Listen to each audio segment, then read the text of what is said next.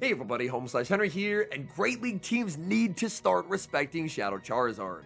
I was just looking to have some fun in the Go Battle League today, so I threw together a core of Wing Attack Shadow Charizard and Aegislash, and it absolutely laid waste to the 3200s. I went 10 wins, 4 losses, and 1 tie with this team, and Shadow Charizard just kept core-breaking opponents' teams to smithereens. This team, in my eyes, is a pretty high-skill team just because Shadow Charizard and Aegislash really reward careful gameplay and good energy management. But oh my goodness, these are some of the most fun games I've had this entire season. So without further ado, let's hop into the matches. And in game number 1, we pick up an incredibly good lead, Shadow Charizard into Pangoro. Now you might be wondering, why is a fighting type staying into a Charizard lead? Well, Pangoro is almost always paired with Aegislash, and if they have an Aegislash in the back, then, to be frank, they have absolutely nothing for Shadow Charizard. My opponent grabs a shield, safe switches into Grumpig, I launch a Blast Burn, and then I bank an Air Cutter and send in Aegislash. Aegislash is exceedingly bulky, meaning that even though Grumpig will be able to make back-to-back Shadow Balls, Aegislash can actually survive both. Ideally, I just want to either grab my opponent's final shield or take the knockout. If my opponent's team is what I expect and it's the Aegislash in the back, then regardless of whether my opponent's shields are not here, this game is already over. The Shadow Charizard is always going to sweep. My Aegislash fires off the Shadow Ball, Grumpig no shields, they bring in Pangoro, and I pivot back into the Charizard. I fire off the Air Cutter before they're able to make the Night Slash, Pangoro puts up the shield, and yeah, it's definitely an Aegislash in the back. This game is over. I put up the shield, I get the Wing Attack down, my opponent sees the writing on the wall, and concedes the match. We've got some spice in the lead in the next match, as I lead Shadow Charizard into Como-O. My opponent throws a Dragon Tail, safe switches into Shadow Voltage Fortress, and here, arguably, I do make a misplay. I should have always brought in Licky here. Even if my opponent is able to win switch advantage against the Licky, then the Como-O would have nowhere to go because Como-O is completely walled off by Aegislash. But instead, I brought in the Aegislash, I throw one charging and wait a turn to make sure that the Volt Switch lands on the Aegislash while it's still in the bulkier shield form before it switches into Blade. Shadow Ball will be shielded. Unfortunately, I will get farmed down due to being in Blade form, and now I just send in Licky. Even though I've lost switch advantage, I am trusting in the fact that Shadow Charizard up his shield once I get rid of the Volt Switch Fortress is probably going to be able to sweep this game. I fire off the Shadow Ball. This is debuffed, so it will not take the knockout, but it will get my opponent pretty low. They make a very smart play. They end up saving that Volt Switch Fortress and pivoting back into the Como-O. It's very clear at this point that they are ABA weak to the Charizard. They had to save the Volt Switch fast move pressure because this is their only way of getting through this Pokemon.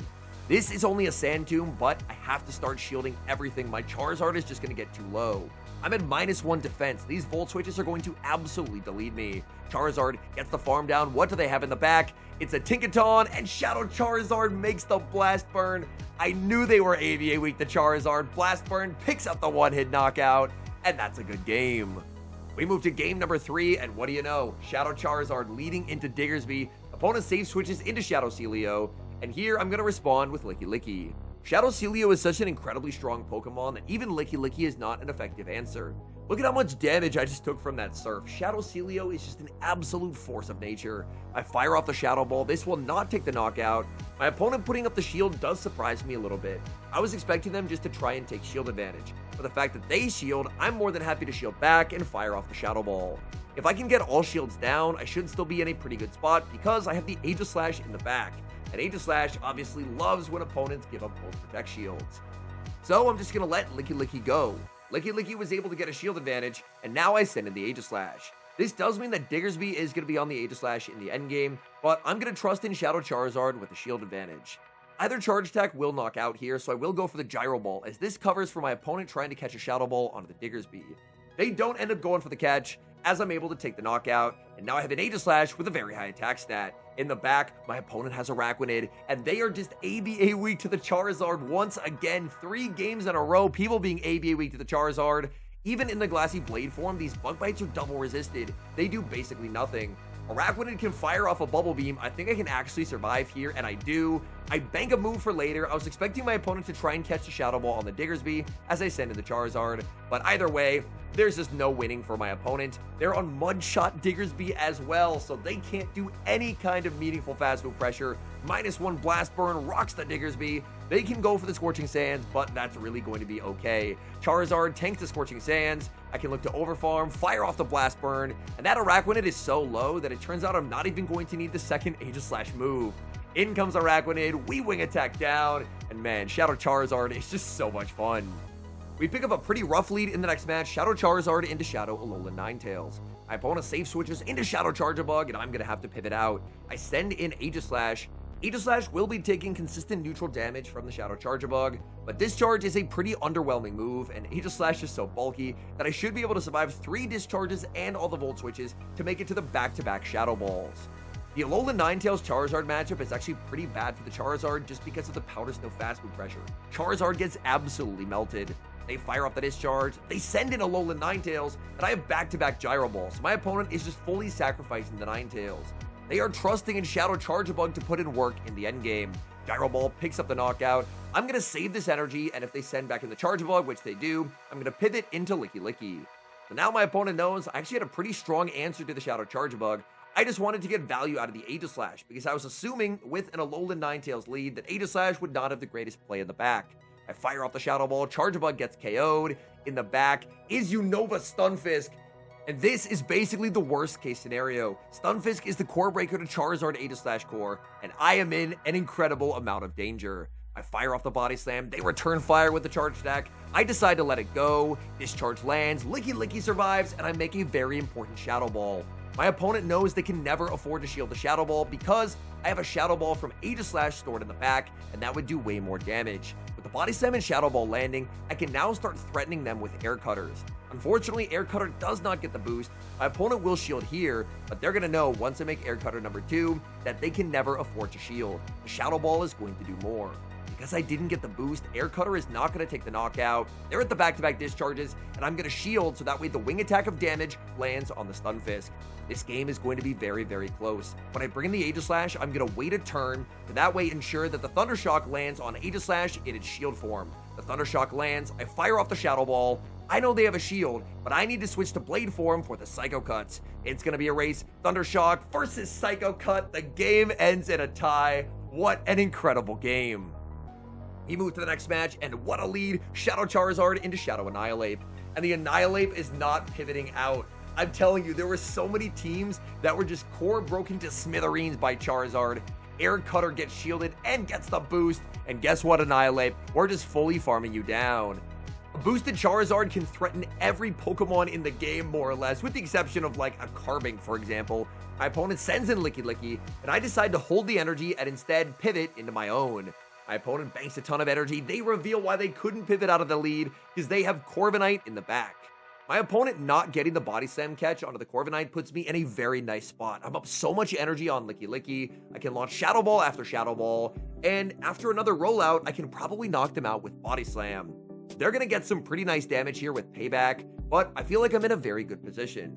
My opponent cannot afford to risk Charge Attack Priority Tie into Licky Licky Mirror, so they should throw one in the move. So I'm going to go for the catch and catch the Body Slam where it is triple resisted onto the Aegislash. That does absolutely nothing.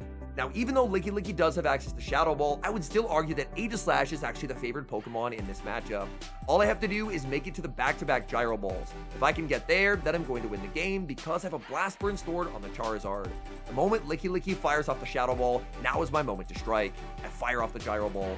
I want to try and get as much energy as I can in the Blade form since Psycho Cut generates 9 energy, whereas charging in the Shield form only generates 6. If I fire off the Gyro Ball, I'm able to get the 2 Psycho Cuts, and now I can put up the Shield. They can fire off the Body Slam to turn me back into the Shield form, but I can click Gyro Ball, and this is going to guarantee the win. As Gyro Ball will be pressuring that final shield, Aegislash changes back to Blade form one final time. I'm going to pivot out of this matchup into Licky Licky to threaten a Body Slam just to force the energy, but I have an entire Blast Burn stored on the Charizard. I'll be honest, it's been a while since I played Charizard, so I forgot what side Blast Burn was on, so I ended up clicking on the left side. The good news is they were low enough that an Air Cutter would have knocked out either way, but man, that team was unprepared for Shadow Charizard, and Shadow Charizard made them pay. We've got a very tough opponent in the next match, Boom20, one of the best players in the world. The lead is pretty even, Shadow Charizard into Grumpig. All of my Pokemon do have some play into Grumpig. The Psywaves are going to add up a lot on Charizard, but I do have a pretty significant pacing advantage. Trumpet can even threaten with resistant dynamic punches, I decide that I'm not messing around. I want to guarantee a shield or a knockout. Blast Burn picks up the one-hit KO as he tries to call a bait, and now he sends in Fearow. I build up to the Blast Burn. This time I will go for the bait. I fire off Air Cutter. Air Cutter does get the shield and get the boost. Shadow Charizard on an absolute rampage. I fire off the boosted Air Cutter. He's gonna no shield, and Charizard basically knocked out 2 Pokemon by itself. I send in Licky Licky. In the back is Shadow Primeape. And despite the massive advantage Shadow Charizard generated for me, if he has close combat, I'm going to lose this game. I'm able to get the shield, but he's at the back-to-back close combats now.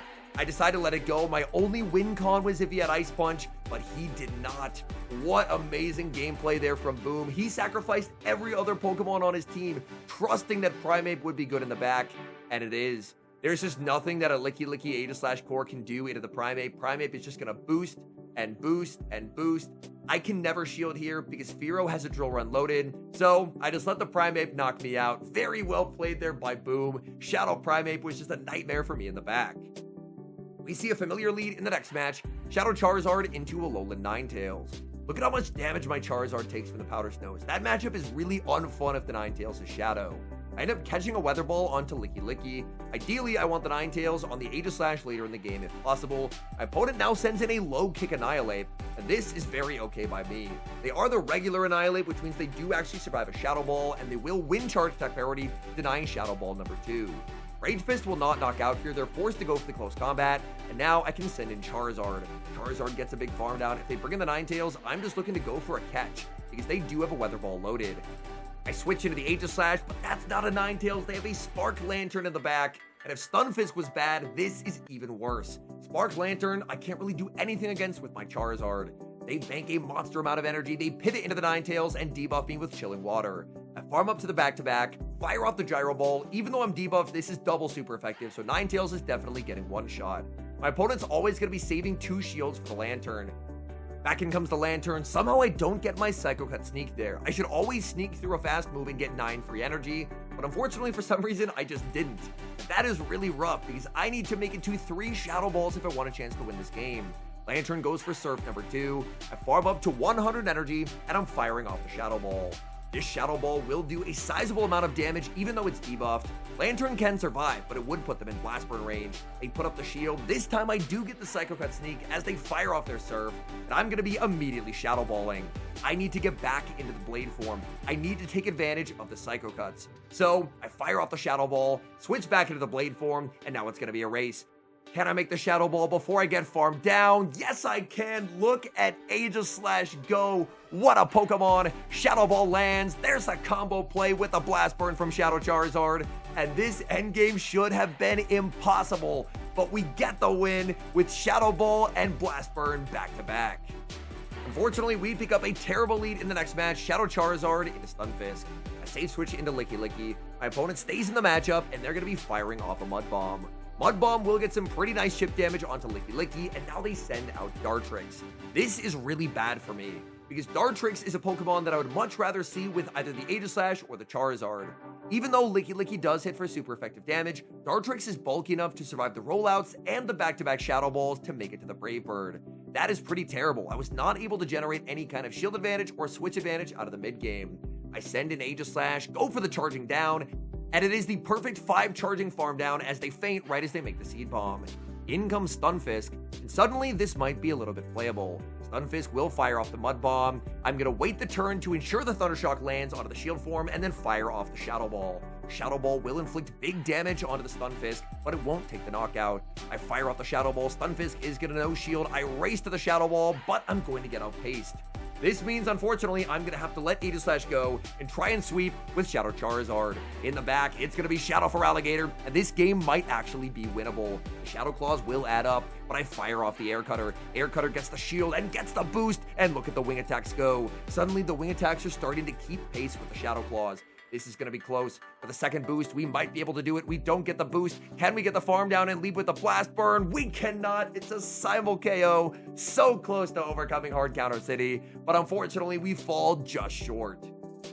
Hopping into the final match, we lead Shadow Charizard into Jellicent, and this is honestly not a terrible lead for Wing Attack Shadow Charizard. I fire off the air cutter, they're going to be no shielding, and they're going to be very close to the back-to-back surfs. In one more hex, they're going to make the surf.